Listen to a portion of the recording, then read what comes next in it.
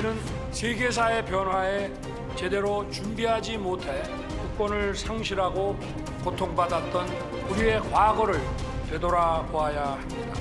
세계사의 흐름을 제대로 읽지 못하고 미래를 준비하지 못한다면 과거의 불행이 반복될 것이 자명합니다.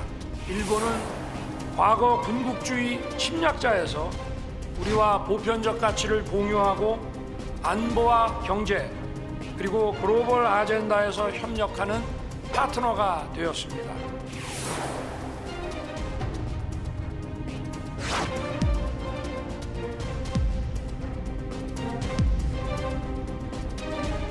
일본 총리가 3.1절 기념사 하는 것 같았어요. 아무리 생각해도 대한민국 대통령이 아니라 일본 총리다. 저는 그렇게 생각하고요. 검사 출신이라 그런지 모르지만은 국가폭력이나 제국주의 폭력 아니에요? 여기에 대해서 굉장히 둔감한 것 같아요. 저는 매국노 이완용과 윤석열 대통령의 말 사이에 무슨 차이가 있는지 이해하지 못하겠습니다. 참으로 충격적입니다.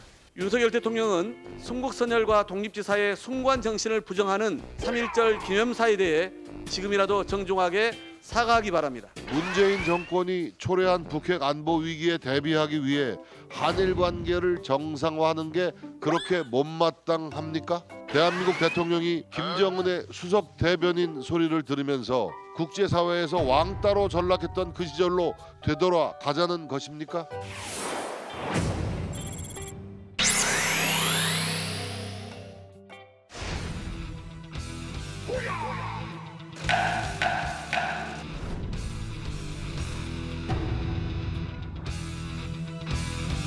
비명계 의원님들께서 이재명 당대표에게 당대표직을 내려놓으라고 이야기를 했다라는 겁니다. 기자회견에서 당대표직을 내려놓지 않겠다라는 의사표시를 분명히 하니까 국가 체포동의안을 가결시킨다라고 하는 그러한 어떤 실력 행사를 보여준 겁니다. 함께하는 동지를 어렵게 함께 같이 싸워내야 된 동지를 절벽에서 잃어버리는 그런 것과 마찬가지였기 때문에 저는 매우 부적절을 했다는 겁니다. 지금 보도되는 걸 보면 어떤 의원님은 마태복음을 이재명 대표 앞에서 읽었다라는 거예요.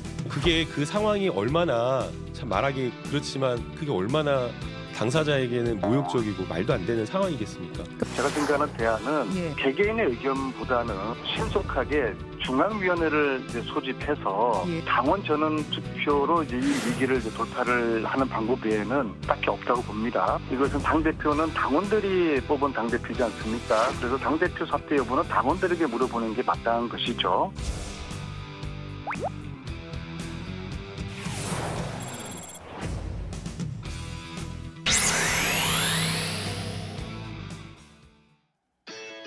국가대표 정치뉴스쇼 5시 정치회의 시작하겠습니다. 백반장 잘 쉬었어요? 출근하고 싶었습니다. 또 거짓말하네요. 자, 지난주에도 휴가 갔다 왔고 어제도 쉬려니까 좀 힘은 들죠? 근데 진짜 저는 이렇게 정의원분들 만나는 게 정말 행복이어서. 좋아요. 믿어줄게요. 자, 어제 이제 윤석열 대통령이 3.1절 기념사에서 일본을 협력 파트너로 규정을 했잖아요. 대신 과거사에 대한 언급은 별로 없었는데 거의 없었죠.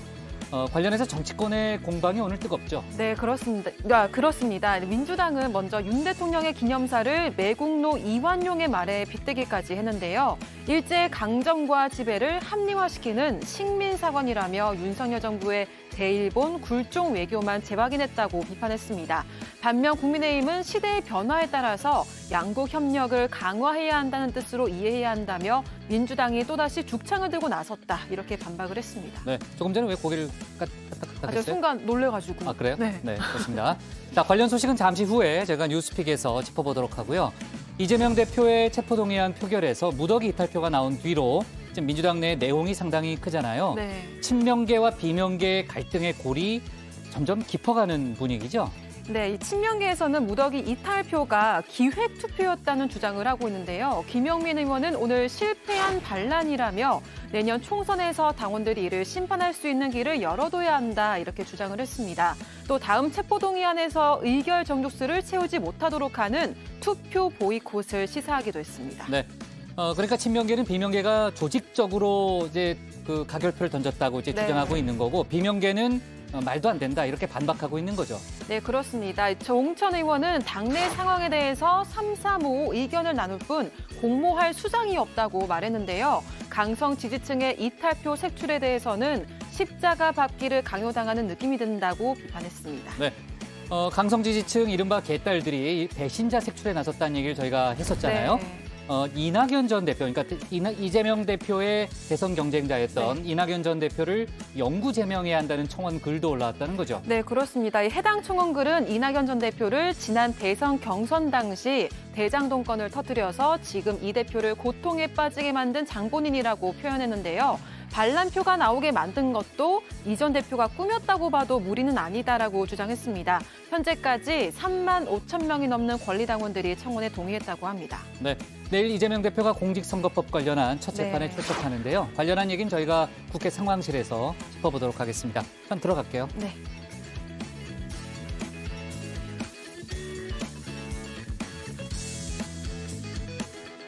오늘 회의는 류 실장 박마커, 유체커 조멘토 백반장, 김현숙 수어통역사, 그리고 정치부의 애청자 정 의원분들과 함께하겠습니다.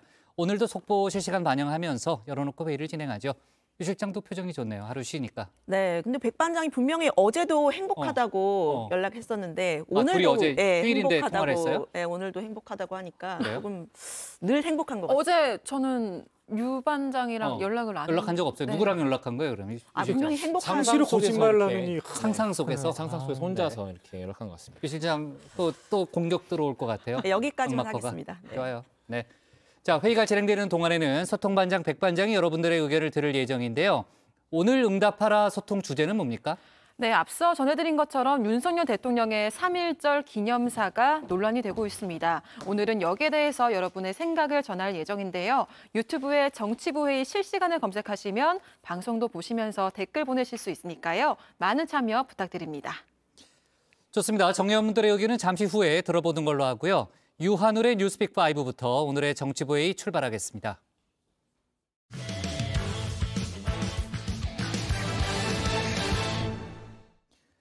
(3.1절을) 맞아 윤석열 대통령이 취임 뒤 처음으로 내놓은 기념사가 정치권 논란의 중심에 섰습니다.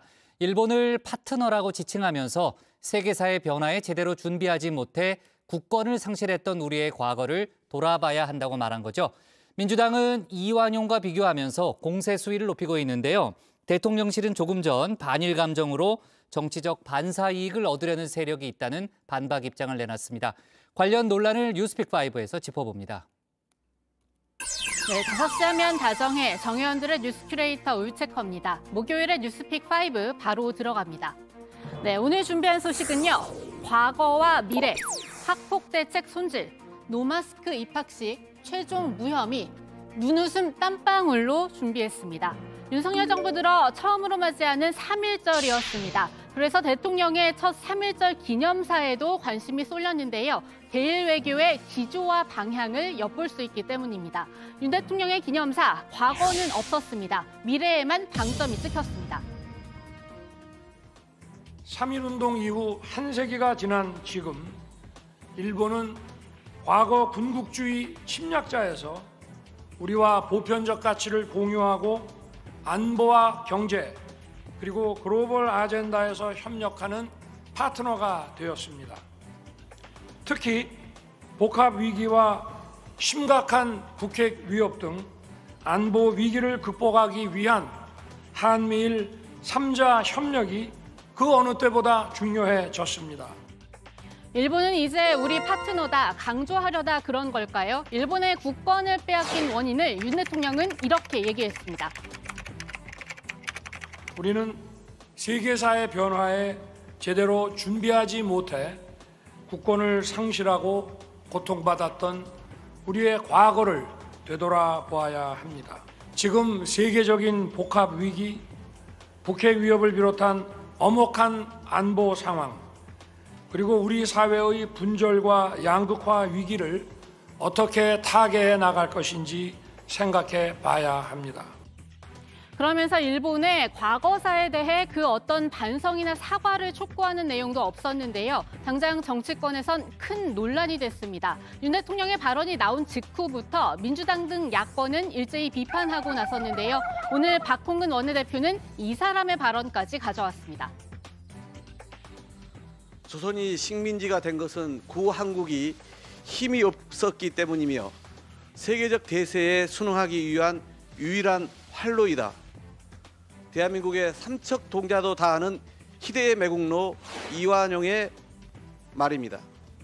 저는 매국노 이완용과 윤석열 대통령의 말 사이에 무슨 차이가 있는지 이해하지 못하겠습니다. 모두 일제의 강점과 지배를 합리화시키는 식민사관입니다. 한마디로 윤 대통령이 일본의 침략을 정당화하는 친일파 논리를 펼쳤다는 건데요. 여기서 잠시 어제 3.1절 기념식 행사장으로 돌아가 봅니다. 어제 기념식은 유관순 열사의 모교인 이화여고 안에 있는 유관순 기념관에서 열렸습니다. 태극기를 필두로 윤 대통령과 김건희 여사가 행사장에 입장했는데요. 각각 애국지사와 독립운동가 후손의 손을 잡고 들어왔습니다.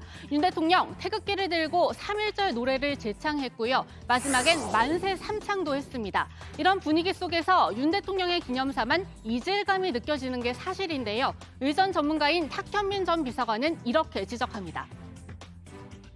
연설문의 기조에 맞춘다면 태극기와 일장기가 같이 나왔어야죠. 그다음에 이제 국민의례 같은 경우도 국민의례는 우리나라의 의례니까 그대로 하긴 해야 되지만 기미가요를 어떻게든 변주해서 사용을 했어야 하지 않나. 마지막에 이제 대한독립 만세 삼창이 있는데 그것도 바꿨겠죠. 한 번은 만세 삼창, 한 번은 그 반자이. 그래야 연설문의 내용이 제대로 구현되는 완벽한 행사가 만들어지죠.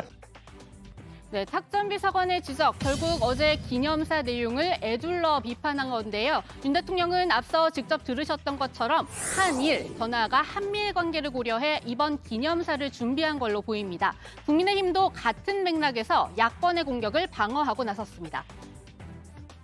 과거 군국주의의 침략자였다라는 점을 분명히 했고, 그러나 우리 시대 상황이 변하는 거에 대해서도 우리가 관심을 가져야 된다는 뜻 아니겠습니까? 뭐 대통령님의 워딩 한 토막 한 토막이 저는 옳은 그 시대 정신을 반영하고 있다라고 생각합니다. 민주당에서 나오는 반응을 보면 그런 시대착오적인 세계관으로 어떻게 나라를 끌고 가겠다는 것인지 정말 측은지심이 듭니다.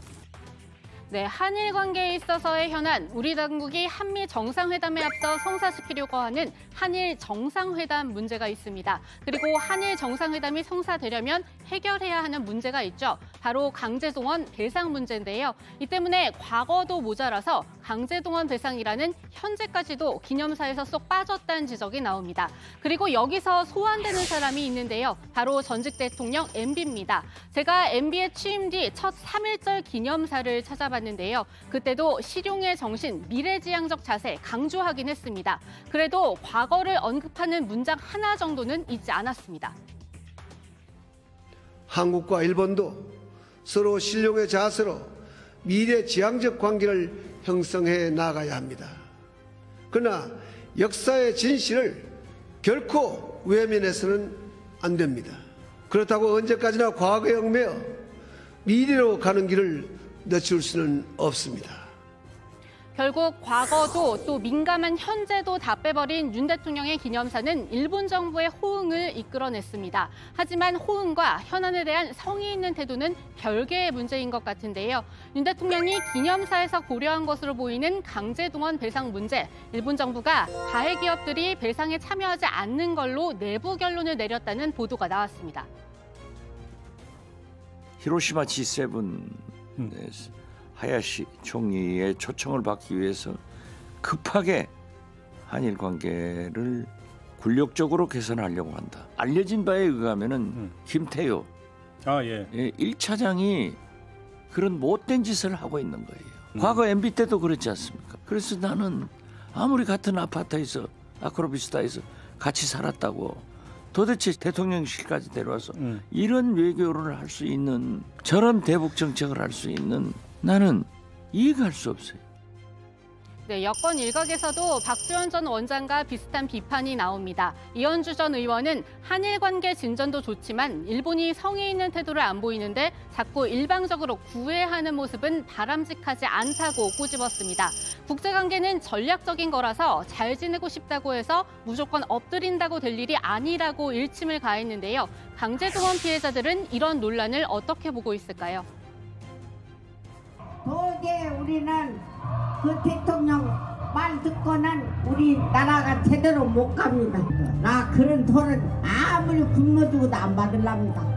사죄 받고 반드시 옳고 바른 일을 분명히 우리나라에 말을 하고 제대로 된 돈을 주면 어쩔랑가 모르지만은 굶어 죽어도 그런 데는 아무리 천냥 만냥을 줘도 필요 없습니다. 두 번째 픽은 학폭 대책 손질입니다. 아들의 학교 폭력 논란으로 국가수사본부장에서 낙마했죠. 정순신 변호사가 교육부까지 움직였습니다. 이주호 교육부 장관은 학폭 종합 대책 대대적으로 손질하겠다. 언론에 나와 공식적으로 밝혔습니다. 학교폭력 문제가 처음에 이제 종합 대책이 마련된 것이 2012년도였거든요. 그때 제가 장관을 하고 있었던 시기였기 때문에 그때 이제 마련했던 그 큰 틀이 사실 10년이 지났기 때문에 한번 또 대대적으로 좀 손질을 봐야 될 때가 된 것 같습니다. 그래서 이번에 좀 근본적인 대책을 좀 마련하기 위해서 노력하고 있습니다. 정 변호사의 아들은 수능 성적을 100% 반영하는 정시 전형을 택해서 서울대에 들어갔습니다. 학폭 기록이 남은 학교생활기록부를 면밀히 보는 수시를 피해간 거겠죠. 이 장관은 그래서 조심스러운 입장을 유지하면서도 정시의 학폭 기록을 반영하는 방안까지도 검토하겠다고 밝혔습니다. 이건 말하자면 이제 입시 제도에 관한 문제인데 이 부분에 대해서도 이번에 손질을 하나요? 그것도 포함해야 되겠죠. 당연히 국민들도 관심이 많으시고 또 최근에는 공정성 이슈가 지금 크게 대두되고 있지 않습니까? 그래서 그런 부분까지도 포함해서 검토하고 있습니다. 교육부가 이렇게 논란이 터진 뒤 대입제도에 손을 대는 일은 사실 이번이 처음이 아닙니다. 이른바 조국 사태 때는 자기소개서를 없애는 등의 조치를 취했고요. 2021년에는 운동선수 학폭 문제가 불거지자 대입 체육특기자 전형을 손봤습니다. 이런 땜질식 처방은 결국 수험생 전체에게 혼란을 주고 또 다른 부작용을 낳는다는 비판도 있는데요. 학폭 기록이 정시에 반영될 경우 소송전이 더 난무할 수 있다는 우려도 당국은 잘 새겨들어야 할 것 같습니다. 그리고 구멍난 인사검증 시스템 문제도 다시 한번 짚지 않을 수 없습니다. 책임지고 사과하는 사람이 없다는 점에서 야권은 공세 수위를 계속 높이고 있는데요. 인사검증의 실질적 책임자가 정순신과 한솥밥을 먹었던 한동훈 장관인데 곧바로 책임지지 않겠다고 발뺌을 하는가 하면 윤 대통령은 우선 대국민 사과를 해야 될 상황에 오히려 화를 내고 있습니다. 국민들은 어안이 벙벙할 따름입니다.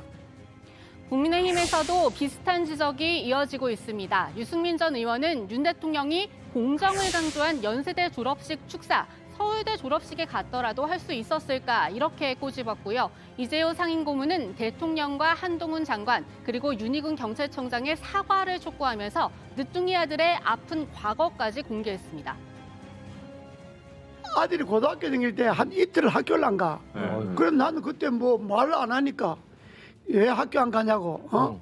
그 내가 야단 쳐갖고 이제 이틀 학교를 보냈어. 이때까지 자기는 그때 왜 학교를 안 간지 그 무렵에 애가 왜 얘기를 안 했구나. 침울을 한지는 일체 이야기를 안 했어. 지금까지도. 그런데 그때 내 학폭과 한 애는 마음이 안 좋네. 지금 우리 동네 있어. 그 트라우마 있어갖고 좀 이렇게 험상궂은 애들 보고 이러면 애가 좀 설설설설 피하고 그래. 학폭이라 그렇게 무서운 거야. 여기에 이준석 전 대표는 이번 사태 정권의 변수가 될 것으로까지 내다봤는데요. 이 전 대표의 전망이 맞아떨어지는지는 다정회를 통해 계속 챙겨보시죠. 세 번째 픽, 노마스크 입학식입니다. 4년 만입니다. 전국 초중고교에서 마스크를 벗고 대면 입학식을 열었습니다. 아이들도 또 학부모님들도 우려보다 기대가 앞섰는데요. 친구들도 새로 많이 사귀고 이래가지고 기분이 훨씬 좋아요. 마스크 벗을 수 있어서 좋아요? 아니면 불편했던 마스크를 이제 벗어가지고 이제 기분이 더 좋아졌어요. 너무너무. 이제 코로나 방역 정책이 완화되면서 학생들은 등교 전 진단 앱에 건강 상태를 등록하지 않아도 됩니다. 그래도 코로나 의심 증상이 있을 때는 입력을 해야 한다는 점 잊지 않으셨으면 좋겠고요. 윤 대통령은 4년 만에 노마스크 대면 입학식을 맞아서 돌봄과 교육에 대한 국가 역할을 더욱 튼튼히 해나가겠다, 이런 메시지를 냈습니다. 네, 다음 픽은 최종 무혐의입니다. 검찰이 김건희 여사가 운영하는 코바나 콘텐츠의 대기업 협찬 의혹에 최종 무혐의 처분을 내렸습니다. 앞서 대선 직전인 2021년 12월 대기업 23곳으로부터 협찬을 받은 데 대해 무혐의 처분을 내린 적이 있는데요. 그에 앞서 2018년과 19년에 있었던 협찬들에 대해서도 같은 결론을 내린 겁니다. 검찰은 김 여사에 대한 서면 조사와 관계자들에 대한 조사 결과 청탁금지법 위반 사항을 확인하기 어렵다고 봤습니다. 네, 오늘의 마지막 픽은 눈웃음 땀방울입니다. 코레일 직원이 방탄소년단 리더인 RM의 열차 탑승 예약 및 개인정보를 무단으로 열람했습니다. RM 패닉기로 한 직원 A씨, 3년간 18차례에 걸쳐 RM의 탑승 기록, 그리고 주소와 휴대전화 번호 등을 들여다봤다고 하는데요. 그렇게 해서 RM 실물을 보고 왔다는 등 주변에 자랑을 하기도 했습니다. 이를 들은 동료 직원의 제보에 코레일의 덜미가 잡혔는데요. 코레일 측은 A씨에 대해 직위해제 및 징계 절차 등 엄중 조치를 할 예정입니다. RM도 본인 SNS 계정에 이 해당 기사를 공유하면서 이 이모티콘으로 심경을 대신했습니다. 네, 오늘의 뉴스픽은 여기까지입니다. 들어가서 원픽 뽑겠습니다. 뉴스픽 5였습니다. 지금 한일 관계 개선 움직임이 상당히 빨라지고 있잖아요. 한일 정상회담 가능성도 거론이 되고 있고, 그만큼 어제 윤 대통령의 3.1절 기념사를 둘러싼 공방 역시 상당히 좀 지속될 가능성이 좀 있어 보이고요. 정치권 공방이 상당히 뜨거운 상황인데 대통령실에서도 조금 전에 관련한 입장을 내놨다는 거죠. 네, 이 대통령실 관계자는 어제 연설의 핵심은 이 안보와 경제 위기 극복을 위해서는 한일 간 협력이 매우 중요하다는 것을 강조한 것이라고 했습니다. 따라서 이 양국 국민은 과거보다 미래를 보고하는 게 바람직하지 않나, 이렇게 생각하는 것 같다라고 했는데요. 이 시민단체나 역사계에서도 어제 기념사 내용에 대한 비판이 나온 데 대해선 과거를 극복하고 미래를 향해 나아가자는 세력, 그리고 이 반일이나 혐한 감정을 이용해서 정치적인 반사 이익을 얻으려는 세력 중에 어느 쪽이 좀 더 국가의 이익을 위해 고민하는 세력이겠느냐, 이렇게 되물었습니다. 이 현명한 국민이 잘 판단할 것이라고 덧붙였습니다. 어제 세종시에서는 일장기가 개항돼서 공분을 사는 일도 있었죠? 그렇습니다. 어제 세종시의 한 아파트에서 주민이 태극기 대신에 일장기를 걸었습니다. 해당 아파트 관리사무소에서는 이 주민들의 항의 전화가 빗발쳤다고 하는데요. 지금 나가고 있는 바로 이 장면이죠. 사무소 측은 일장기를 내건 가구를 2차례 방문을 했지만 해당 주민을 만나지 못했고요. 이웃 주민들과 시 관계자, 경찰까지 현장을 찾았다고 합니다. 네, 해당 가구의 주민은 결국 이웃 주민들의 항의에 모습을 드러냈습니다. 나는 일본인이다, 한국이 너무 싫다 주장을 하면서 일장기 개항을 고수했는데요. 윤 대통령의 3.1절 기념사를 언급하면서 이를 옹호하는 입장을 표시한 것이다 라는 말도 했다고 합니다. 이렇게 주민들 간의 실랑이가 오가면서 결국 해당 주민은 반나절을 버티다가 일장기를 내렸습니다. 이것도 어제 세종시에서 벌어진 일인데요. 소녀상 일부가 훼손되는 일이 있었죠. 네, 그렇습니다. 세종 호수공원에 있는 소녀상인데요. 지난해 11월 입혀든 망토 한 곳과 모자 2곳이 각각 5cm 정도 칼로 베인 듯한 형태로 훼손됐다고 합니다. 세종시민참여연대가 어제 행사를 준비하던 중에 발견을 했고요. 관할 경찰서에 수사를 의뢰했는데요. 시민연대 관계자는 의도적으로 손상한 것으로 보이는데 있어서는 안 되는 일이라면서 시 조례에 근거해서 기념조형물 관리 감독도 요청할 예정이라고 밝혔습니다. 진중권 교수는 심각한 우경화 현상이라는 그런 또 진단을 내리기도 했는데요. 아무튼 여러 가지 또 우려의 목소리가 나오고 있네요. 유체커 가구는 오늘의 원픽은 뭡니까? 네, 오늘의 원픽입니다. 이완용과 무슨 차이? 3.1절 기념사 후폭풍, 대통령실 반일 감정 이용 세력 있어.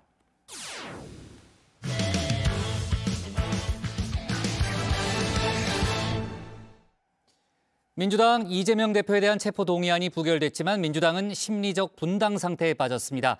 친명계와 비명계 의원들은 당 상황에 대한 진단부터 향후 전망까지 완전히 다른 인식을 보이고 있죠. 이런 가운데 집단 행동에 나선 강성 지지층 개딸들은 이낙연 전 대표에 대한 영구 제명까지 요구하고 있습니다. 관련 소식을 유정아 상황실장이 정리했습니다. 이재명 당대표는 이번 일이 당의 혼란과 갈등의 계기가 되어서는 안 된다. 특히 의원들 개인의 표결 결과를 예단해서 명단을 만들어 공격하는 등의 행위는 당의 단합에 도움이 되지 않는다. 민주당을 사랑하는 당원들은 중단해 주셔야 한다. 네, 아슬아슬했던 체포동의안 부결 이후 민주당 이재명 대표가 내놓은 메시지 들으셨습니다. 당의 단결과 단합을 강조했죠. 그런데 특히 표결 관련 명단을 만들어서 공격하는 행위를 중단해달라 이렇게 이야기를 했는데요. 바로 이런 명단들입니다. 많이 보셨을 텐데요. 체포동의안 가결에 투표했을 것 같은 의원들을 이렇게 나열하고 수박 명단이다, 또 총선 퇴출 대상이다, 낙선 명단이다 이렇게 이름을 붙였죠. 하지만 이 대표의 강성 지지층, 이른바 개딸들의 이 가결 의원 색출 작업은 멈추지 않았습니다. 일단 체포동의안에 찬성한 국회의원 명단을 공개하자 이런 청원이 올라왔고요. 동의하는 사람들 점점 더 늘어나고 있습니다. 또 이제 이낙연 전 대표를 이제 민주당에서 영구 제명해야 한다 이런 청원도 지금 올라왔는데요. 제가 방금 전 오늘 오후 4시에 이제 확인을 했는데 35,000명 이상이 동의를 한 상태였습니다. 청원 내용을 살펴봤더니요.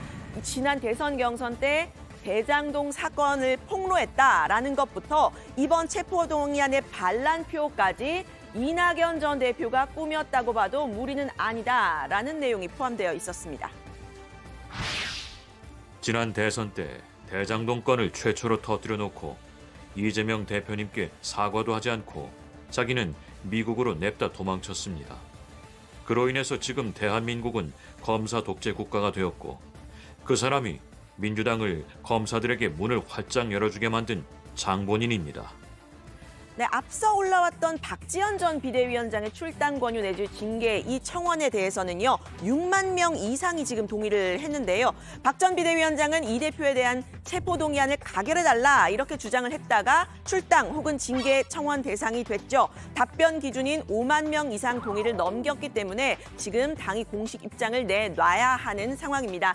이 대표에 대한 이런 극단적인 팬덤, 개딸들의 단체 행동에서 대해서 당 차원에서 어떻게 대응할 것이냐 시험대가 될 수 있어 보이는데요.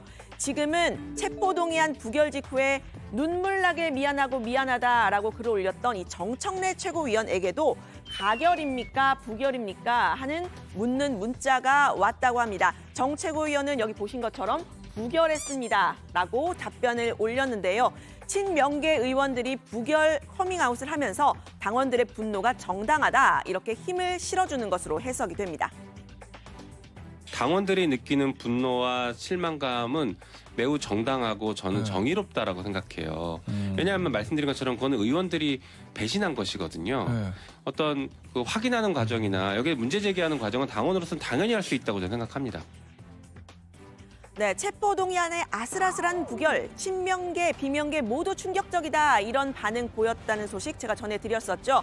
그런데 이런 혼란상 실은 예견됐던 결과로도 보입니다. 표결에 앞서서 이재명 대표가 직접 비명계 의원들을 1대1로 만났다 이런 이야기들 제가 많이 전해드렸는데요. 표 단속했다 이런 거였죠. 근데 그때 분위기가 사실 보도는 안 됐었습니다. 그런데 이제 표결이 되고 나서 보니까 당시 이 대표를 직접 만났던 민주주의 4.0 소속 의원들이 이제 이 대표에게 쓴소리를 했다고 하는데요. 한 의원은 성경 마태복음 27장을 직접 읽었다고 합니다. 바로 이 대목인데 예수가 처형됐던 바로 그 대목이죠. 친명계는 이 대표가 얼마나 그 얘기를 듣고 모욕적이었겠느냐 이렇게 이야기를 했습니다. 그 상황이 얼마나 참 말하기 그렇지만 그게 얼마나 당사자에게는 모욕적이고 말도 안 되는 상황이겠습니까? 네, 이 비명계 이탈표 조직적이었던 거냐 아니면 뭐 335 아름아름 뜻이 통한 거냐 이런 말이 많지만요. 일단 비명계 의원에게 부결 던지지 말아달라 이런 전화가 있었던 건 맞는 것으로 보입니다. 가결에 못 던지겠으면 무효라도 던지라 이런 전화를 받았다는 의원이 있었습니다. 검찰의 손을 들어주기가 어렵다. 이거를 얘기하고 다니니까 근데 저한테는 전화가 와서 반대하다가 그렇게 말씀하면 좀 어떡하냐 하면서 저 무효표라도 좀 해주셔야 되는 거 아니냐.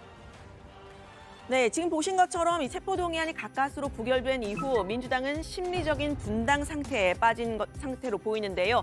지난 체포동의안 표결부터 앞으로의 전략까지 친명계와 비명계의 생각은 완전히 달라 보입니다. 한 당에 속해 있지만 세계관, 즉 시공간을 인식하는 방식 자체가 다른 것 아니냐, 이런 분석이 나왔는데요. 민주당 열성 지지자들 지금 반독재 투쟁을 하고 계세요. 윤석열 검찰 독재 정권의 반독재 투쟁을 해 배신자다. 예수 팔아넘긴 유다다. 뭐 이런 것들을 이제 생각을 하니까 이게 지금 색출 작업 이런 것들이 외부에서는 좀 굉장히 여론이 안 좋잖아요. 내부에서 보면은 너무 자연스러운 거예요. 네, 지금부터 이 국회 상황실에서는 같은 민주당이지만 친명계와 비명계의 서로 다른 세계관을 좀 분석해 보려고 합니다. 일단 지난번 이 대표에 대한 체포동의안 이탈표에 대한 생각도 다른데요. 친명계에서는 이걸 반란표다 인식하는 반면 비명계에서는 경고다라고 보고 있습니다. 그러다 보니 이 무더기 이탈표의 배경에 대해서도 친명계는 비밀스런 조직화다 이렇게 봤지만요. 비명계는 양심의 자유라고 표현했습니다. 앞에서는 부결한다라고 해놓고 뒤에서는 갑자기 그런 어떤 비밀스러운 행동으로 표를 모았다라는 것 자체가 저는 이제 너무 올바르지 않은 정치다. 통합민주정당에서는 있을 수 없는 그런 색출이라는 말이 나오는 건 해서는 안 되죠. 우리 나치 시대에 그 기독교 신자를 색출하려고 십자가 밟기를 강요하고 막 그랬지 않습니까? 네. 그건 양심의 자유에도 반하는 것이고. 네, 더 나아가서요. 친명계에서는 문제의 이탈표가 당원들의 뜻에 대한 배반이다 이렇게 이야기를 했고요. 대의민주주의를 배반한 거다 이런 말까지 나왔습니다. 당원들이 공천에 직접 개입해서 심판해야 한다 이런 주장을 폈는데요. 반면에 이 이탈표를 정확히 예측했다는 이유로 최근에 비명계 대변인 역할을 자처하고 있는 국민의힘 하태경 의원 같은 경우에는 민주당은 이미 당원 투표로 공천을 결정하고 있다면서 공포 정치가 횡행하고 있는 모습을 보여줬다고 말했습니다. 당원과 지지자들에 대한 평가나 아니면은 그분들이 뭐 투표할 때 당원들이 공천을 할 수 있는 시스템을 좀 더 강화할 필요가 있다 저는 보고 있거든요. 그런 방식을 통해서 결국 심판하게 만들고 누군지는 모르지만 열심히 당 활동하고 그 당원들과 소통해 가면서 가는 게 맞아요. 사실 개딸들이 공천권을 가지고 있는 거예요. 민주당이 이제 당내 공포 통치가 이루어지고 있어서 의원들이 마음대로 자유롭게 이야기를 못한다 하는 현실이 이제 드러난 거죠. 네, 민주당 내 분열이 더 드러날 상황들이 더 있습니다. 일단 다음 체포동의안이 올 경우인데요. 친명계는 다음 체포동의안은 무조건 부결시켜야 한다 이런 입장입니다.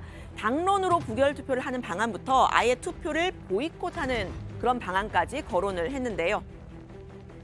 저희가 투표하지 않는 보이콧하는 방식도 있죠. 의결 정족수를 채우지 않아서 투표를 하지 않는 방식들, 원천 차단도 가능합니다. 그런 다양한 방식들을 취할 수 있는데 이분들은 자기들 패만 보여주고 끝난 거예요.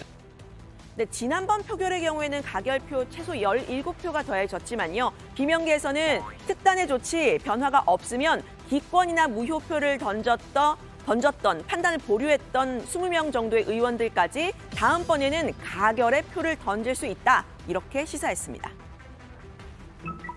이번에 무효표 던지고 기권한 사람 이런 사람들이 그냥 그래 이번 한번 통과시켜줄게라고 하는 거지만 다음에는 나 가결할 수 있어라고 하는 결의를 보여준 거 아닐까?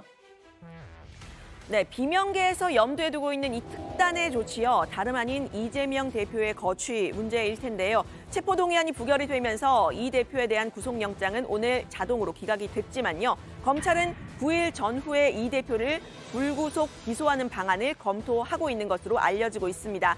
당헌 80조 1항이죠. 부정부패 혐의로 기소된 당직자 직무 정지할 수 있다라는 내용이요. 이 대표가 대표직을 내려놔야 한다라는 게 비명계의 생각입니다. 요 80조 1항에 따라야 한다는 거죠. 반면 친명계는 이 대표에 대한 기소는 정치 탄압이기 때문에 이것과는 좀 다르게 봐야 한다. 이런 입장입니다. 당헌 80조 3항을 따라서 이 당무위를 열어서 이거를 징계 여부를 다시 살펴봐야 한다. 이런 주장을 펴고 있는데 여기에 더해서 아예 전 당원 투표를 해서 이 대표의 거취를 결정해야 한다는 주장도 나왔습니다. 앞으로 더 거세게 당대표 사퇴 요구가 있을 것입니다. 이 문제는 이제 이 대표의 이제 판단이 중요하겠지만요. 예. 이건 당원들에게 물어봐야 되는 것이죠. 국회의원들이 당의 주인이라고 착각하는 건 오산이고요. 네, 친명계와 비명계 이런 생각차, 결국은 내년 총선 어떻게 치를 거냐 하는 생각의 차이입니다. 친명계는 집토끼를 챙기자 이런 전략인데요. 이재명 대표 중심으로 똘똘 뭉쳐야 이길 수 있다. 지금 민주당은 튼튼하다 이런 주장을 펴고 있습니다. 벽돌집은 아직 여전히 튼튼하거든요. 안에서 나무 오두막 흔들리는 거 보면 불안은 할 수 있죠. 근데 집은 굉장히 튼튼한 상태입니다. 그래서 이 상태로 저는 총선을 치르는 게 훨씬 더 안정적이고 바람직하다. 그리고 사실 이재명 대표를 대체할 만한 그 인물도 없어요, 우리 당에. 네, 반면 비명계는 산토끼도 챙겨야 한다는 거죠. 최근 하락세인 당 지지율에서 보듯이 당내 경선뿐 아니라 본선 경쟁력을 챙겨야 한다. 즉 수도권과 중도층에 어필해야 하고 이걸 하기 위해선 지금 전략을 다시 짜야 한다라는 주장을 펴는 겁니다. 당선이 되려면 경선과 본선이란 두 단계를 거쳐야 됩니다. 경선만 생각한다면은 경선을 담당할 가능성이 높은 체제, 말하자면 지금 현 체제. 예. 이 가급적 협조적인 게 더 편하겠죠. 네, 이런 민주당 내 분열상을 바라보는 국민의힘은 표정 관리를 하는 중이죠.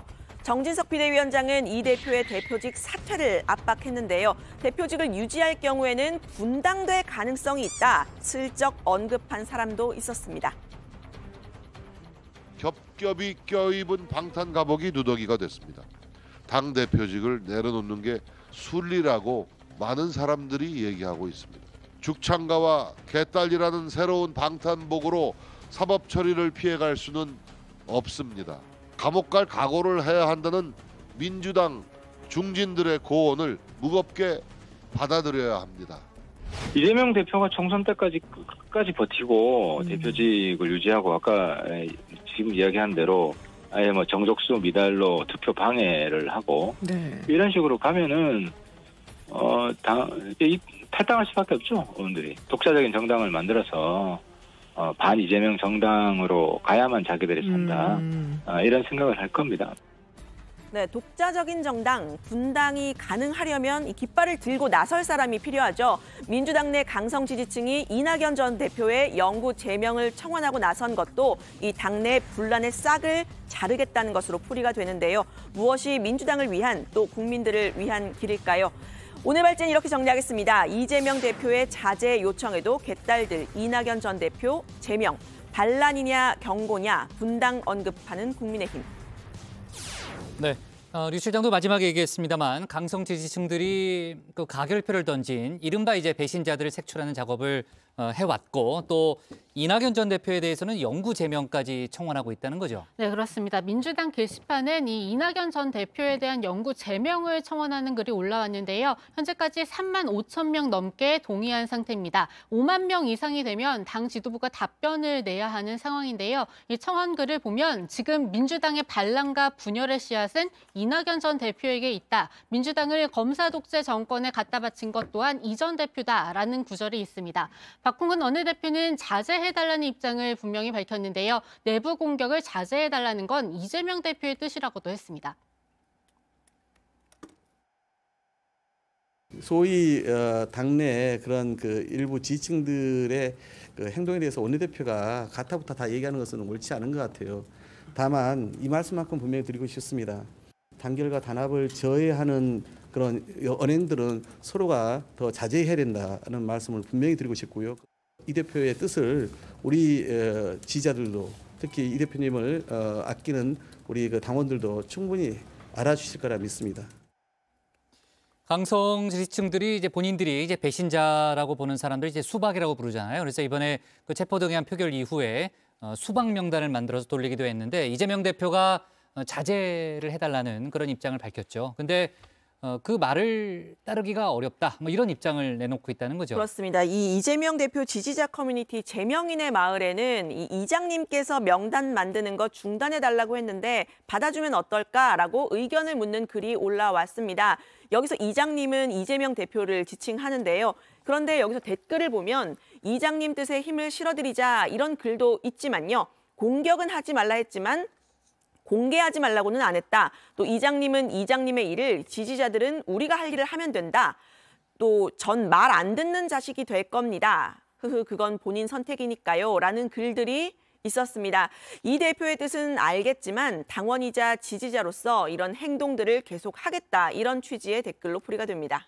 네, 민주당 내 친명계에선 이런 당원들의 행동을 옹호하는 의원들도 있는데요. 비명계 의원들이 당원들의 민심을 배반한 투표를 했다고 지적한 김용민 의원이 대표적입니다. 정청래 최고위원도 부결을 했다 이렇게 밝히면서 사실상 가결에 투표한 의원을 색출하는 작업에 힘을 실었는데요. 지난 체포 동의안 표결 이후에 당내 분열이 가속화되고 있다는 분석이 많지만 오히려 당내 단합에 도움이 될 수도 있다라는 의견도 나왔습니다. 가결표를 던졌다고 공개적으로 말한 사람은 일단 없다는 박지원 전 국정원장의 주장입니다. 내년 총선이 만약에 잘못되면 어떻게 될까? 그래서 에라 가표에 기권했는데 보니까 결과가 너무 엄청나기 때문에 야 이래서는 안 된다. 다시 뭉치자 하는 그러한 것도 나오고 있다. 그 예로 내가 가표 던졌다 하고 나서는 사람이 하나도 없잖아요. 민주당에서는 체포동의안에서 이탈표가 이렇게 많이 나올지 예상을 못했다. 뭐 어느 쪽이든 그런 반응이 많잖아요. 원내 지도부의 책임을 돌리는 분위기도 있다면서요? 네, 그렇습니다. 이 친명계, 비명계 모두 이 지난 투표 결과가 충격적이었다라는 반응이었죠. 이 당내 민심을 제대로 읽지 못했기 때문에 표결에 제대로 대응하지 못했다는 생각을 이 친명계와 비명계 모두 하고 있습니다. 이 때문에 이 압도적 부결을 자신하고 예측했던 이 박홍근 원내 지도부를 바꿔야 한다는 목소리도 나오고 있는데요.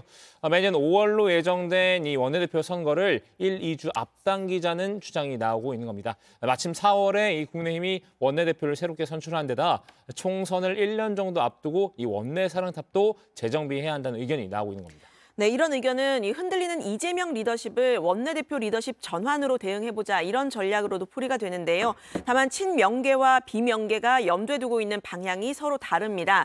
친명계는 이 대표를 더 잘 보조할 사람으로 또 비명계는 이 대표를 보완하고 여차하면 이 대표가 거리했을 경우 역할을 대신할 사람으로 원내사령탑을 세워야 한다 이렇게 보고 있는데요. 다만 원내대표 선거 양상이나 결과에 따라서 이 대표의 리더십이 한 차례 더 시험대에 오를 수는 있어 보입니다. 좀 이른 전망이지만 친명계 원내대표가 당선이 되면 이 대표의 재신임이 이뤄지는 셈이지만요. 비명계 원내대표가 당선이 되면 이 대표의 리더십도 타격을 받을 수가 있는 겁니다. 네. 그나저나 이재명 대표가 내일 공직선거법 관련한 첫 재판에 출석하는데요. 관련한 내용은 내일 정치부회의에서 자세히 속보로 다뤄보도록 하겠습니다. 오늘 발제 이렇게 정리하겠습니다. 이재명 만류에도 개딸들 이낙연 제명 분당 언급한 국민의힘으로 제목을 잡겠습니다. 다음은 박준우 마커의 주민으로 갑니다.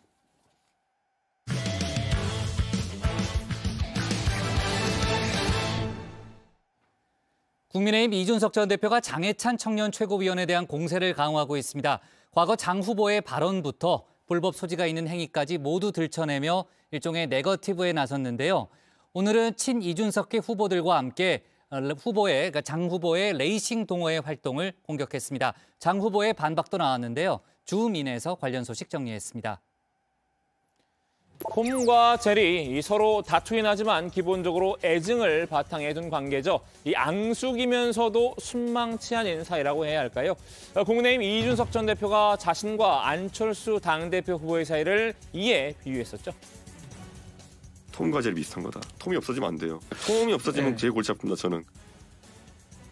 하면 애는 사라지고 오로지 증만 남은 관계도 있는 듯합니다. 이 장해찬 청년 최고위원 후보와 이준석 전 대표의 사이인데요. 그냥 사라져줬으면 한 바람인 것처럼 공격을 하고 있죠. 장 후보의 과거를 집중 공략 중인데요. 크게 두 가지 공격 패턴을 보이고 있습니다. 하나는 장 후보의 과거 발언에 대한 공격입니다. 2020년에는 장해찬 후보가 이런 말도 했어요. 윤석열과 한동훈이 과거 정부를 수사할 때 저주를 퍼붓다가 이제는 구국의 영웅 대접을 하는 보수도 부끄러워해야 한다. 네. 근데 장해찬 후보가 사실 지금 선거 타이틀을 내세우고 있는 게 뭐냐면 윤석열의 1호 참모 이거거든요. 이 전 대표 이 장 후보의 SNS를 유심히 살피며 과거를 스캔한 듯한데요. 장 후보의 말 뒤집기를 지적을 했죠. 몇 년 전에는 윤석열 대통령을 욕하더니 지금은 찬양하는 태도를 꼬집은 건데요. 이 전 대표 입장에선 이 장 후보의 SNS가 보물단지가 된 것 같습니다. 장 후보가 이 전직 대통령 이명박 씨를 금융범죄자 취급했다는 점도 거론했습니다. 2012년쯤에 장해찬 후보가 뭐라고 그 당시 대통령이 이명박 대통령이잖아요. 묘사했냐면은 금융사기범 출신이 대통령이라는 식으로 얘기했어요. G20 그때 이명박 정부 시절에 최대 외교 성과라고 홍보하지 않았습니까? 그렇죠. 장해찬 후보 평가한 거 보면은 G20 F 오프라고 해가지고 영어로 그냥 욕을 박았거든요. 다음 공략 포인트는 이 장 후보의 과거 행위입니다. 이 불법 또는 범법일 가능성이 있는 행위들을 들춰내고 있는데요. 첫 번째 타깃은 이 장 후보가 썼던 웹소설이었습니다. 웹소설은 형식에 대한 거고요. 야설은 내용에 대한 거니까요. 웹소설로 야설을 쓴 것에 대한 이제 이야기인데 사실 그건 한번 휩쓸고 지나갔거든요. 장 후보가 이 해당 소설에서 가수 아이유와 배우 김혜수 씨 등 실존 인물을 성적 대상화했다는 점을 문제 삼았는데요. 자신이 지원하는 이 천하용인 후보와 함께 주거니 받거니 티키타카 공격을 벌이고 있습니다.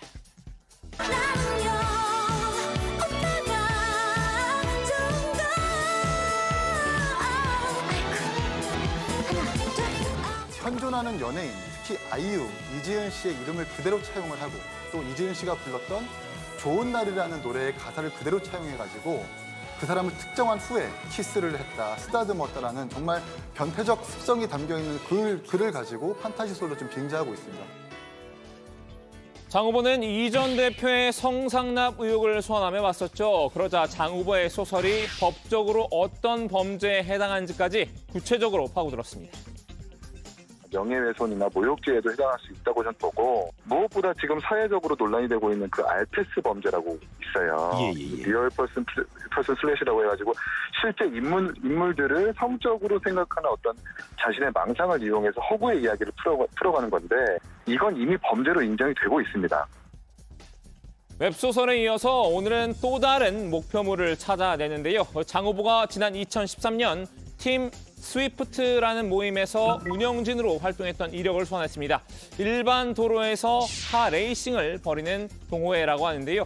모임의 소개 영상을 보면 이 눈에 띄는 회원명이 하나 나옵니다.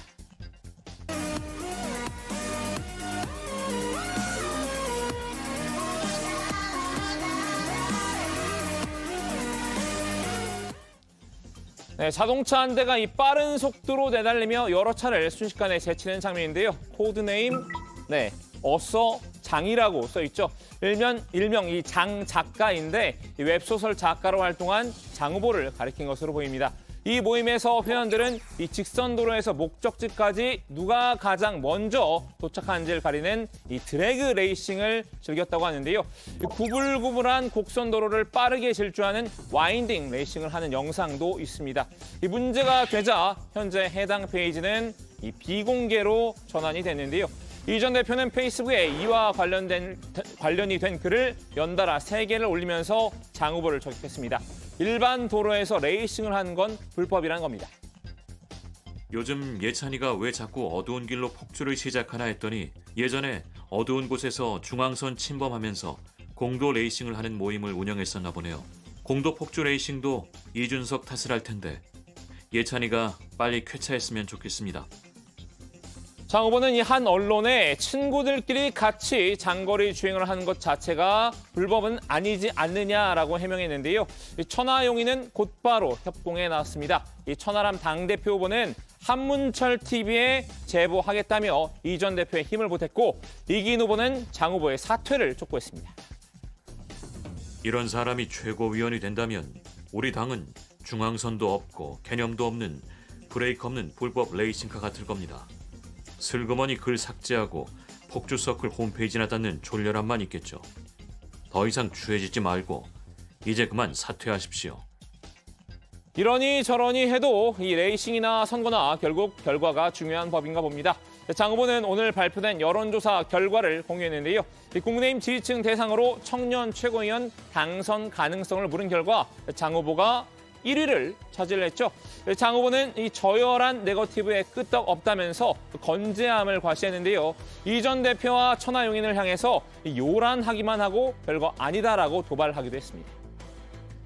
네, 모든 연설에서 제가 이준석 전 대표를 비판했습니다. 예. 그런데 제 지지율이 매우 높게 나오고 있잖아요.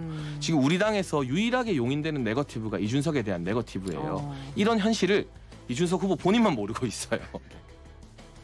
이 전 대표와 장 후보 어쩌다 이렇게 돌이킬 수 없는 사이가 됐을까요? 이 잠시 두 사람의 과거를 살펴볼까 하는데요. 박마커의 슬기로운 과거 탐구 생활입니다. 사실 이 두 사람은 정치평론 활동을 해온 기간도 겹치고 서로 호영, 호재해온 사이였는데요. 장해찬 시사평론가가 윤석열 전 총장과 함께하는 것으로 지금 나와 공개가 됐던데 혹시 좀 이야기 나눠보신 바가 있습니까? 저는 장예찬 평론가랑 뭐 호영호재하는 사이지만은 이 사안에 대해 가지고는 한 번도 논의한 적이 없습니다. 하지만 이 장 후보가 친윤계에 합류한 뒤부터는 이상 기류가 감지됐습니다. 장 후보는 지난 대선 국면에서 윤 대통령이 국민의힘에 입당하기 전부터 윤 대통령을 도왔죠. 윤 대통령의 선거대책본부 청년본부장을 맡기도 했는데요. 이 전 대표는 이런 장 후보의 행보가 썩 달갑지만은 않았던 듯합니다. 지난해 2월 장 후보가 당시 민주당 대선 후보인 이재명 대표를 비판한 걸 올리자 이 전 대표는 이런 글을 남겼는데요.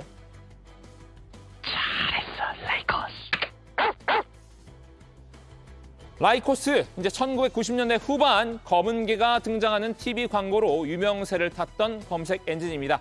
이때 유행한 이 카피라이트가 잘했어 라이코스인데요. 이 칭찬과 비아냥 사이 그 어딘가에 있는 댓글이죠. 장 후보를 개 취급한 것처럼 들릴 수도 있기 때문인데요. 이 전 대표는 지난해 6월 장 후보의 방송 토론 관전평에서도 또다시 개를 동원했습니다. 예찬이 식당에서 일하더니 이제 라면 좀 끓이는구나.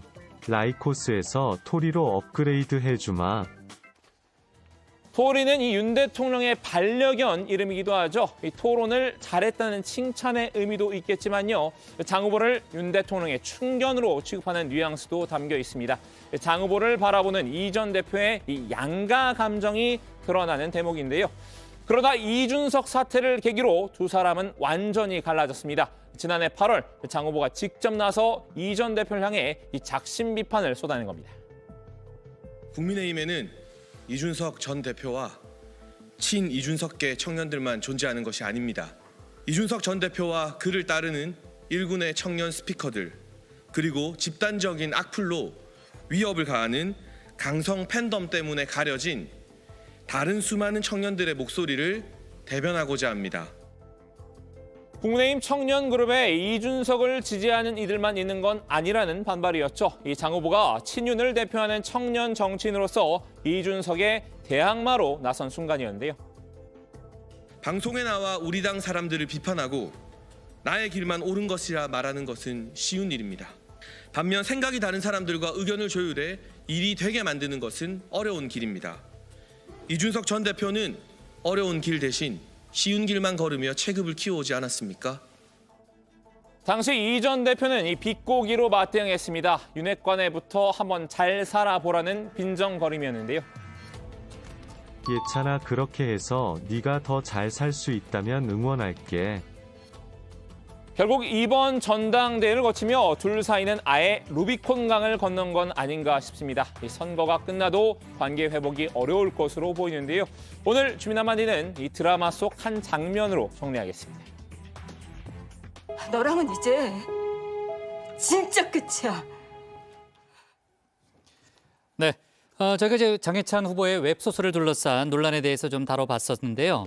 거기 이제 등장하는 이름을 이제 바꿨다는 그런 보도도 어제 있었죠. 이제 관련해서 뭐 3단 고음 부분도 좀 수정을 하고 뭐 그런 내용들이 있었습니다.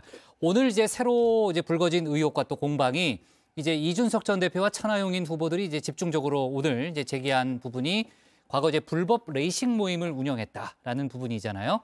어떤 내용인지 다시 한번 정리를 좀 해볼까요? 네, 오늘 경향신문이 먼저 의혹을 제기했는데요. 장 후보가 지난 2013년 레이싱 모임 팀 스위프트를 만들어서 관리자로 활동했다는 겁니다. 박 마커가 앞서 발제에서 설명한 대로 드래그 레이싱과 와인딩 레이싱을 즐겼다고 하는데요. 언론 취재가 시작이 되자 스위프트 SNS 페이지는 비공개로 전환이 됐습니다.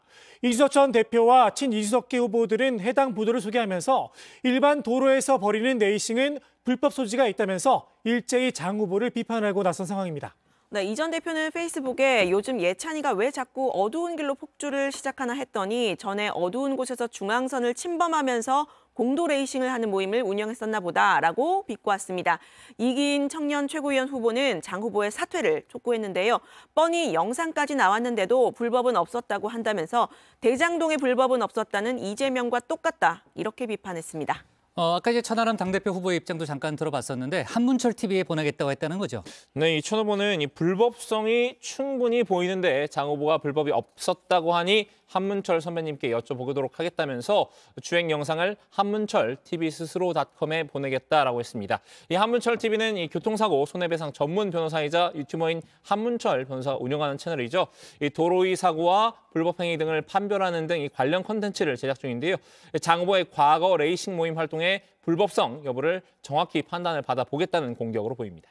장해찬 후보의 입장은 어떤 거예요? 네, 장 후보는 그 어떤 불법적인 것도 없다고 반박했습니다. 10년 전에 했던 자동차 동호회고 단속되거나 불법적인 건 없었다고 강변했는데요. 친구들이랑 동호회를 하는 게 잘못이냐는 주장입니다. 특히 이준석계 후보를 향해서 하다 안 되니 추잡한 네거티브 선거가 어디까지 가는지 보여주는 것 같다. 이렇게 일침을 가하기도 했습니다. 조금 전 국민의힘 서울, 인천, 경기 합동연설회가 열렸잖아요. 마지막 연설회인데 여기서도 양측의 신경전이 뜨거웠다면서요.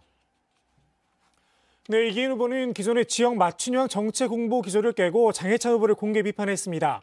과거 장 후보가 윤석열 대통령과 한동훈 법무부 장관을 비판하고 이준석 전 대표를 높이 샀던 발언을 소개하면서 장 후보의 말바꾸기를 지적했는데요.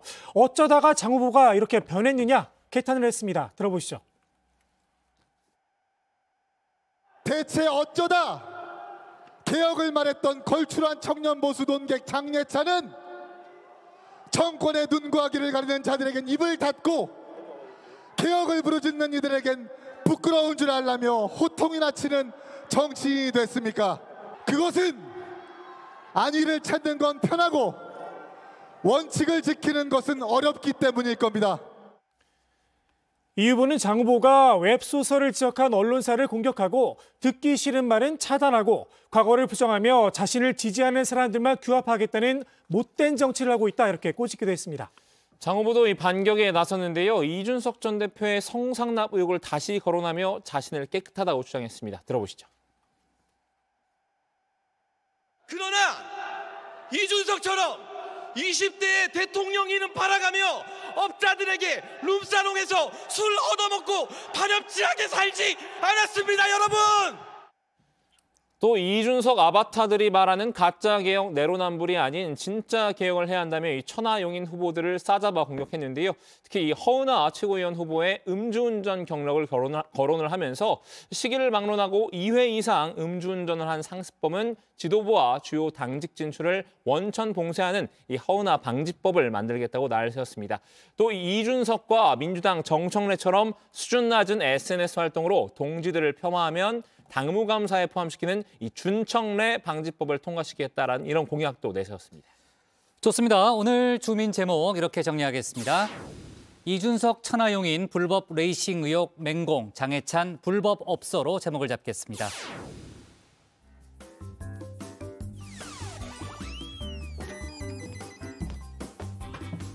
네, 안녕하세요. 정치부회의의 소통 시간 다정한 백반장입니다. 여러분, 오늘은 퇴근길에 하늘을 꼭 보셔야겠습니다. 아주 특별한 우주쇼가 열리기 때문인데요. 금성과 목성이 마치 하나가 된 것처럼 이렇게 가깝게 보인다고 합니다. 두 행성이 이렇게 아주 가까이 만나는 건 7년 만인데요. 이번 기회를 놓치면 17년 후에나 볼 수 있다고 합니다. 저녁 하늘 한번 올려다보시고 우주가 만든 멋진 그림 꼭 보시면 좋겠습니다. 네, 오늘의 소통 주제 보겠습니다. 윤 대통령 3.1절 기념사 논란, 여러분의 생각은?입니다. 먼저 다정회에서 미리 살펴본 여론 보겠습니다. 네, 먼저 WONK님, 일본이 우리의 가치를 공유한다고 지은 죄에 대해 공식적인 사과도 없는데요. 잘못을 저지르고도 모르쇠로 일관하거나 안 걸리면 그만이라는 뻔뻔함을 공유한다는 뜻인가요? 라고 하셨습니다. 그리고 HEEK님께서는 과거사를 잊지 말되 그걸 넘어서는 인식과 태도 변화로 가야 극복하는 것이기에 3.1절 기념사는 찬성한다라고 하셨습니다. 네, 이어서 정의원분들께서 실시간으로 올려주시는 댓글들도 함께 보겠습니다. 먼저 윤성수님, 과거 없는 현재와 미래가 있을 수 있나요? 독립투사님들이 무덤 속에서 통곡하시겠어요? 라고 하셨습니다. 그리고 한경희님, 북한이 미사일을 쏘아대는데 일본하고 과거 때문에 지구가 종말할 때까지 문제 삼을 건가요? 라고 하셨습니다. 댓글 적어주신 정의원분들 고맙습니다. 네, 이 시간 이후로도 계속해서 댓글 많이 보내주시면서 다정회와 함께 해주시면 좋겠습니다. 지금까지 응답하라 다정이었습니다. 백반장 수고 많았고요. 다음은 조익신 멘토의 정치 인사이드입니다.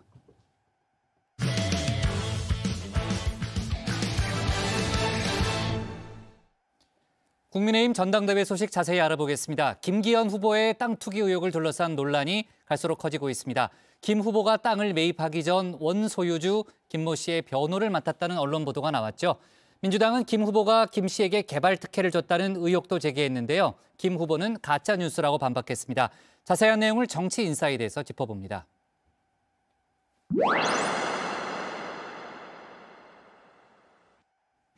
김기현 후보의 땅 투기 의혹, 셀프 수사 의뢰외도 여지는 계속되고 있습니다. 김기현 저격수로 변신한 황교안 후보, 기자회견까지 자처하며 불씨를 이어갔는데요. 한마디로 김 후보가 정작 필요한 해명은 뒤로 한 채 엉뚱한 답변만 내놓고 있다는 겁니다. 1, 2, 3안을 만든 사람들은 바보였습니까? 그런 것도 몰라가지고 그냥 1, 2, 3안을 만들어 놓고 뒤늦게 갑자기 만들었다는 그런 말 정말 말도 안 되잖아요. 네네. 그다음에 그거 송철호 시장 아니었습니다. 그 당시에는 박맹우 우리 당 소속의 시장이요. 이었어요. 그거 팩트 틀렸습니다. 언론과 민주당의 추가 의혹 제기도 이어지고 있죠. 뉴스타파는 땅 원주인인 김모 씨와 김 후보가 교인 이상의 특수관계가 아니었느냐 물음표를 달았는데요. 땅을 매입하기 전 김모 씨의 차명부동산 소송을 김 후보가 맡았던 인연이 있었다는 겁니다. 김 후보, 소송을 맡은 게 뭐가 문제냐는 입장인데요. 교인이었었다는 점만 되풀이해 설명할 뿐 명확한 해명은 내놓지 않았습니다. 단순한 교인 지인 관계가 아니라는 그 지적이 나오는데 설명 좀 해주시죠. 같은 교회에 다녔던 교인인 것이 명확하고요. 지금 다만 현재는 다른 교회에 다니고 있습니다. 같은 교회에 다녔던 집사인데 뭐 또 아니라고 가짜 뉴스를 그렇게 마구잡이로 퍼나르는 사람들 반성하십시오. 김 후보와 김모 씨의 관계, 민주당은 개발 특혜를 줬다는 의혹도 제기를 했죠.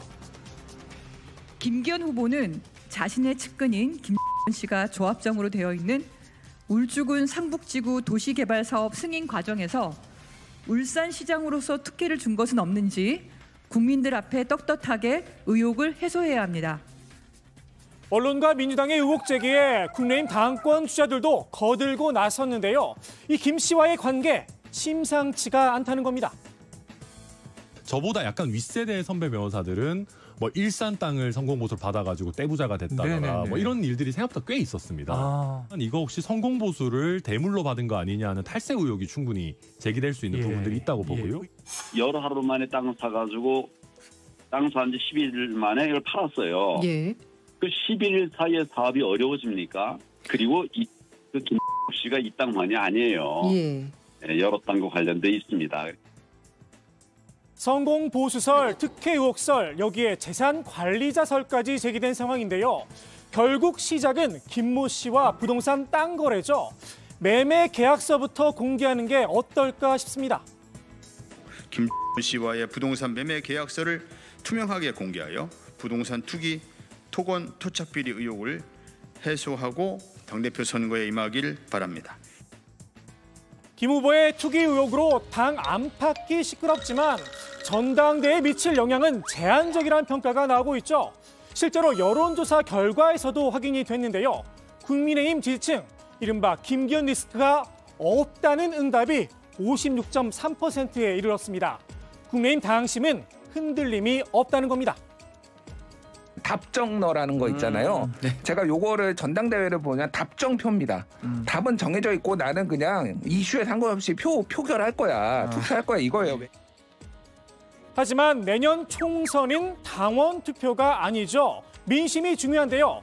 전체 국민들의 생각은 김기현 리스크가 있다. 64.7%에 달했습니다. 국민의힘 당신과는 확연하게 차이가 나는 결과입니다. 국민의힘 당권 주자들 이 점을 파고들었는데요.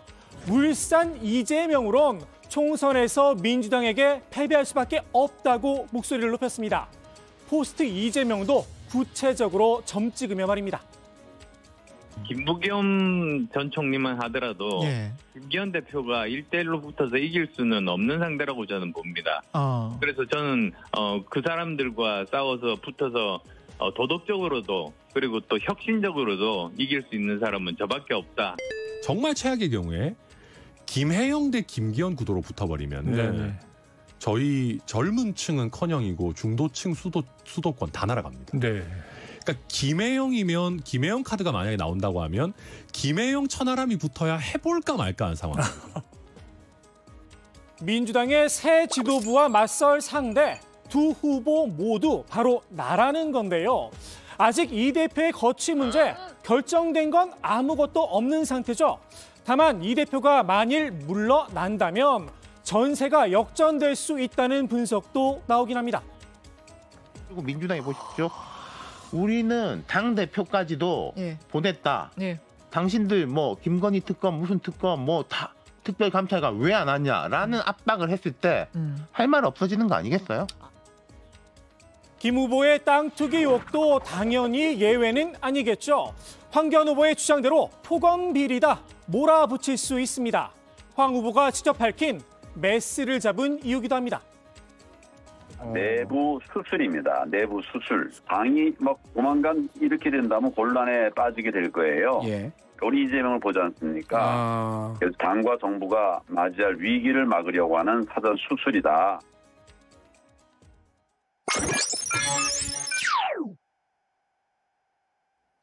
이제 일주일도 채 남지 않은 국민의힘 전당대회 1차 투표로 끝나느냐 결선 투표까지 가느냐 아직 전망이 엇갈리고 있죠. 이른바 3중으로 분류된 안천황 세 주자들 결선 투표행을 꿈꾸며 2등은 나다 서로 자신을 하고 있는데요. 실버크로스를 이뤄냈다 연일 설파하고 있는 천하람 후보가 이번엔 천하 3분지계론을 꺼내들었습니다. 개혁의 천하람, 그다음에 구태의 김기현, 본인 안정이라고 말씀하신 것이고 그다음에 강경의 황교안이 됐다고 봅니다. 개혁의 천하람, 구태의 김기현, 강경의 황교안이라는 건데요. 안철수 후보의 이름만 쏙 뺐습니다. 안 후보가 2등은커녕 4등으로 밀려날 신세다 이런 뉘앙스를 풍긴 겁니다. 아니 한 명은 빠졌네요. 제가 아무리 찾아봐도 키워드를 못 뽑겠습니다. 안철수 후보의 키워드는 제 생각에는 윤심 호소 실패밖에 없습니다.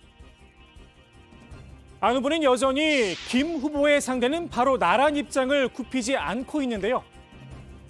저하고 김기현 후보하고 결선 투표로 가서 결선 투표에서는 제가 이긴다고 봅니다. 아 그렇게 보시고. 근데 천하람 후보는 이미 실버크로스 이루어졌다고 주장하던데. 본인의 희망사항이겠죠. 다만 실패한 윤심 호소인이란 지적은 마음에 걸렸나 봅니다. 뒤늦게 제 목소리를 냈습니다.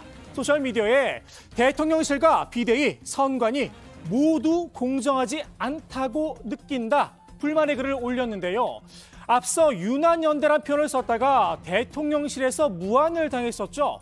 안 후보는 유난연대는 후보 단일화를 통해 이루어진 역사적 사실이라며 본인이 꾹 참았던 이유를 이렇게 설명했습니다. 지금 당원들이 직전 당대표와 대통령과 갈등에 상처가 많습니다. 그다음 또 두 번째로는 지금 민주당에서 대선 불복, 사법 불복 때문에 지금 바깥에서 적들이 지금 싸우고 있는 중인데 이렇게 당의 내분을 일으키는 것은 적절하지 않다. 한마디로 당을 위해 인내했다는 겁니다. 그럼 본인에게 당이 해도 너무한다고 나를 세웠는데요. 김기현 후보의 땅 투기 의혹. 종로에서 김 후보의 뺨을 때린 건 황교안 후보인데 선관위가 한강으로 찾아와 자신에게만 눈을 흥긴다는 겁니다. 가장 강하게 의혹을 제기하고 지금 이 순간에도 거의 매일 제기하고 있는 황교안 후보의 경우에는 아무런 언급조차 없고 거의 뭐 좌익에 대해서 거의 집중적으로 경고가 들어오니까 그런 거죠. 안 후보는 심판은 당원들이 내릴 거다 호소를 했는데요. 심판은 당원 내지는 국민들 아니겠습니까? 네. 그러면 이 어떤 사람이 쓰러졌는데 선수가 그게 과연 실력이 부족해서인지 아니면 너무나도 불리한 상황에서 싸우다가 쓰러진 건지 그거 당원들께서 정확하게 판단하시리라고 저는 그 신념이 있습니다. 불리한 상황에서 쓰러졌더라 경선 패배에 대비해서 출구 전략 마련에 들어간 건 아닌가 싶기도 합니다. 안 후보를 실패한 윤심 호소인이라고 저격한 천하람 후보, 천 후보에게도 이준석 아바타란 꼬리표가 달려있죠. 천 후보는 배은망덕하기 싫다며 굳이 차별화하진 않겠다는 입장을 밝혔는데요. 저는 배은망덕하기가 싫습니다. 왜냐하면 제가 이렇게 급성장한 거에는 저는 이준석 전 대표, 유승민 전 의원의 덕이 분명히 있다라고 생각을 합니다. 이준석만 버리면은 뭐 어떻게 되고 뭐 확장이 되고 뭐 하는데 저는 그런 문제는 아니라고 생각을 하고. 그렇더라도 굳이 이 전 대표와 정치적 수사까지 똑같이 쓸 필요가 있나 싶기도 합니다. 특히 온 우주의 기운을 몰아가지고 주려고 노력하는데도 뭐 40% 초반에 박스권에 갇혔다 저희 보고 있거든요. 예. 그러면은 상당히 이것도 힘든 일이다. 사실 온 우주가 도와주는데 70% 80% 지지율은커녕 왜 과반도 못하냐. 그러니까 이거는 지금 김기현 리스크가 작동하는 거예요. 이준석 아바타다. 괜한 공격의 빌미를 줄 필요는 없겠죠. 다만 천 후보 본인도 이 전 대표를 지지하는 개혁 성향 당원만으로는 좀 어렵다. 확장성을 고민하고 있는 듯합니다. 개혁 성향 당원들이 원하는 대로만 하겠습니까? 그러겠습니까? 이제는 결선을 염두에 두고 조금 확장적으로 가야 되는 부분도 뭐 실제 있는 게 사실입니다. 황교안 후보는 김기현 후보와 연대 가능성을 흘렸다가 다급하게 주워 담았죠. 정통 보수 정권 재건의 뜻이 있는 분, 그분이 김기현 후보이시는 아니신 거죠? 아니 그렇게 되지 않을까요? 뭐 제가 안 되고 만약에 남은 것이 이제 우리 김기현 후보다. 그러면 안 뽑을 수는 없으니까. 결선에 올라가면이 아니라 최종 당 대표가 된다면 그때는 당과 나라를 위해서 힘 합해야 되겠죠. 당연히. 앞장서 사퇴를 주장하더니 안 뽑을 수 없더라. 모순된 주장이란 비판이 부담스러웠나 봅니다. 여기에 황 후보의 지지층 입장에선 황당스러운 노릇이겠죠. 결승선까지 뛰어보지도 않고 먼저 포기를 선언한 것처럼 비칠 수 있습니다. 그래서일까요? 오늘은 결선행을 다짐했습니다. 만약에 다른 두 명이 올라가게 된다면 어느 쪽을 조금 지지하면 좋을 것 같습니까? 이루어지지 않을 조건입니다. 올라가신다고 보시는 겁니까? 반드시 경선에 올라가고 또 우리 당을 책임지는 역할을 하도록 모든 노력을 다하겠습니다. 국민의힘 전당대회 정책은 사라지고 정쟁만 남았지만 후보들의 다채로움 하나만큼은 인정해야 하지 않나 싶습니다. 오늘 정치인사이드 윤희숙 전 의원의 촌평으로 마무리합니다. 우리 당은 이렇게 가겠다. 뭐 이런 소망을 얘기하는 전당대회가 됐으면 좋겠는데 안 됐어요. 근데 어쨌든 후보들 간의 뭐 다양성은 나타나니까. 네, 조금 전 진행됐던 국민의힘 합동연설회에서도 김기현 후보의 땅 투기 의혹을 둘러싼 공방이 뜨거웠는데요. 안철수 후보 같은 경우에는 최근 국가수사본부장에서 낙마한 정순신 변호사 사례를 좀 거론하기도 했고요. 김기현 후보는 가짜뉴스라는 그런 입장을 또 강조를 했습니다. 또 울산시도 입장을 내놨는데 일단 김기현 후보와는 여러 가지 관련이 없는 땅 투기 의혹과 관련해서 여러 가지 그동안의 땅 변경이라든지 하는 부분이 김기현 후보와는 관련이 없는 내용이다라는 그런 입장을 추가로 밝혔다는 그런 속보도 들어왔네요. 자, 합동연설의 내용은 저희가 또 내일 추가로 다뤄보도록 하겠습니다. 오늘 정치부에는 여기까지 하겠습니다. 저희는 내일도 오후 5시 정각에 다시 찾아뵙겠습니다.